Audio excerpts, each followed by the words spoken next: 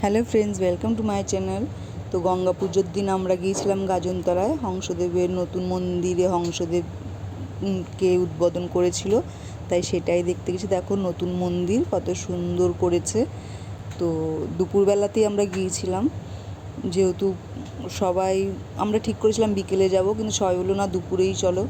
দুপুরেই ঘুরতে ঘুরতে চলে গেছি। দেখো অনেক লোকজন চারিদিকে, ইসকন থেকেও অনেক প্রভু মহারাজ সব এসেছিলো। এখানে হোম হয়েছে, দেখো মানে অনেক জায়গার থেকেই লোকজন এসছে। দেখো নতুন মন্দিরটা, ভেতরটা খুবই সুন্দর। তোমরা যদি আসো গাজনতলায় অবশ্যই হংসদেবের মন্দিরটা দর্শন করে যেও। আর এই দেখো যেখানে যজ্ঞ হয়েছে, এখানে আগে পুরনো মন্দির ছিল, আর এই যজ্ঞর জায়গাটাতেই হংসদেব ছিলেন আগে, তো এখানটাতেই যজ্ঞ করেছে। তো আমরা সবাই হংসদেবকে তো দর্শন করতে পারলাম না, গেট বন্ধ ছিল, তাই ওখানেই আমরা সব প্রণাম করে